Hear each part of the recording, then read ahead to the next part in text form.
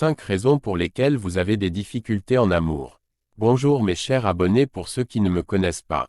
Je m'appelle El Moshko et je viens dans cette vidéo pour vous donner 5 raisons pour lesquelles vous souffrez en amour. Mais avant de commencer la vidéo, je vous invite à vous abonner à ma chaîne et à aimer la vidéo. Cette vidéo est utile pour les hommes. De même que pour les femmes, donc restez jusqu'à la fin. La première chose est que beaucoup de gens oublient qu'il y a des mauvaises personnes du côté homme comme du côté femme. J'ai toujours dit ici qu'il y a chaque catégorie d'hommes et de même il y a chaque catégorie de femmes. Le but c'est de trouver l'homme ou la femme de ta catégorie. D'autres hommes aiment battre les femmes. De même il y a certaines femmes lorsqu'elles sont en couple et tu les bats pas, elles vont te quitter ou te tromper. Toi tu ne peux pas satisfaire ce type de femme ou d'homme si tu n'es pas de cette catégorie. Il y a aussi certains hommes qui aiment trop le sexe et veulent le faire matin, midi et soir. De même il y a certaines femmes aussi qui aiment trop le sexe. Si tu n'es pas de cette catégorie, tu ne peux pas satisfaire cet homme ou cette femme. Il y a aussi certains hommes qui n'aiment pas faire le sexe ainsi que certaines femmes. Si vous n'êtes pas compatible à la base, votre couple ne peut pas marcher. Il y a certains couples qui se battent matin et soir mais sont toujours ensemble. Peut-être toi tu n'aimes même pas querelle. Et aussi l'erreur ultime que surtout beaucoup de femmes font. Et qu'elles pensent que leur style d'homme va les aimer.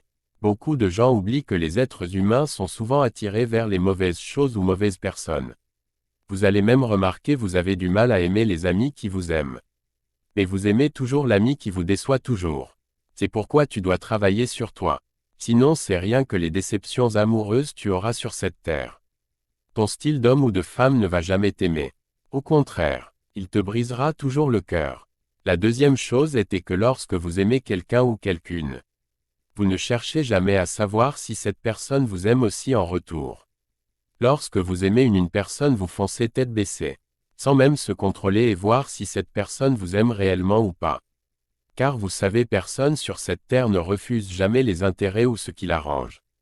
C'est pourquoi certains hommes vous diront après que je ne vous ai jamais aimé. Que c'est vous qui forcez la relation. Pour les hommes, les filles les diront qu'elles le considèrent comme un frère ou lui dira clairement qu'elle ne l'aime pas. L'amour c'est d'abord prouver à l'autre que tu l'aimes et que tu aimerais être à ses côtés pour l'éternité, à lui donner la joie et le bonheur. Et même lorsqu'il tu le prouves ton amour, observe son comportement s'il ou elle te prend pour une bête ou pas. Maintenant laisse-lui être lui-même et te prouver qu'il ou qu'elle est intéressé par toi ou t'aime aussi. L'amour c'est pas pour une seule personne et on ne force pas. Sinon c'est la souffrance et malédiction que tu attires dans ta vie. Il y a d'autres personnes qui cherchent à changer la nature de la personne. Mon frère ou ma sœur, avoir les bons comportements ça s'apprend seul. Si il ou elle n'est pas bon, laisse-lui, c'est pas à toi de le changer. Même une personne qui ne te respecte pas, et qui n'a pas un bon comportement envers toi, ne t'aime pas, il faut savoir qu'elle est soumise envers un autre homme. Il a un bon comportement envers une autre fille. Ne tolérez pas qu'il ou qu'elle viole vos principes. Si quelqu'un ou quelqu'une t'aime réellement, elle te facilite la vie. Elle se projette dans ton avenir. Une fille qui t'aime réellement ne peut pas te faire dépenser inutilement. Car elle sait que si tu es ruiné dans l'avenir, elle va aussi souffrir car elle serait avec toi. De même pour un homme. Pas besoin de trop forcer. Tu lui prouves que tu l'aimes et que tu seras utile dans sa vie. S'il est intéressé, il te rendra heureuse et laisse-lui être lui-même. Pas besoin de lui demander l'argent avant qu'il te donne. Tant que tu le rends heureux. Et sachez aussi que le passé rattrape toujours. Sachez qu'en amour on veut le bonheur de l'autre mais on veut son bonheur aussi. Si tu n'es pas heureux ou heureuse par, on ferme une porte avant d'ouvrir l'autre porte. L'amour c'est pas de la pitié. Non, il y a des règles bien précises. Tu me rends heureux, je te rends heureux. On dit que l'homme est passif et que c'est la femme qui doit rendre heureux premièrement son mari ou copain et lui aussi fera de même parce que l'homme a beaucoup de charges.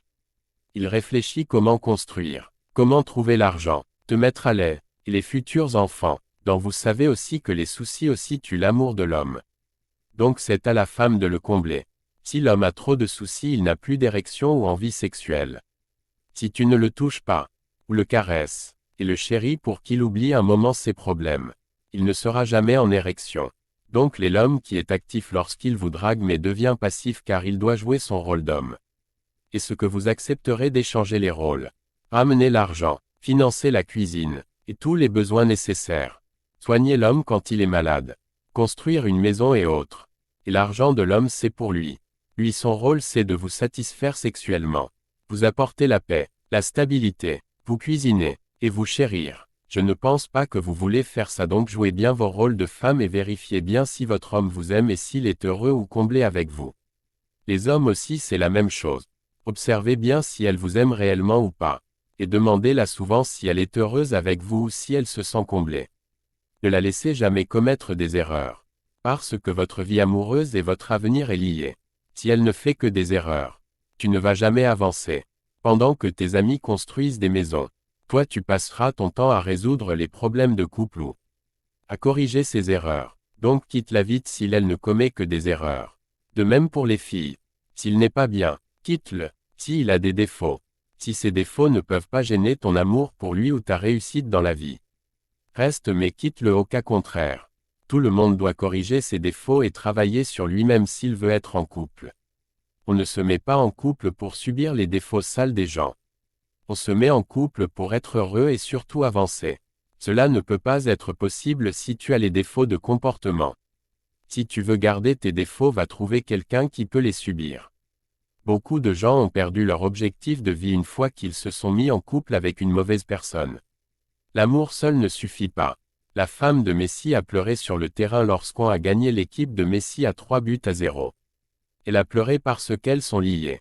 Elle sait que si son homme devient le meilleur joueur du monde, lui aussi son influence augmente. Car elle serait la femme du meilleur joueur du monde. C'est pourquoi on dit, derrière un grand homme, il y a une grande femme. Car la femme pas qu'elle fait le gros travail. Mais elle joue bien son rôle de femme. C'est pas une femme voleuse, qui se croit égale à son mari. Mais au contraire qui cherche à pousser son homme vers l'avant. Et tout ça commence par l'amour. Si vous n'aimez pas réellement un homme, vous ne pouvez pas lui faire ça. Mets-moi ton avis en commentaire de cette vidéo. Rejoins-moi en coaching privé pour plus de conseils payants bien sûr. Abonnez-vous à ma chaîne YouTube, le lien est dans ma bio. Partagez la vidéo si vous avez aimé. C'était le professeur El Moshko.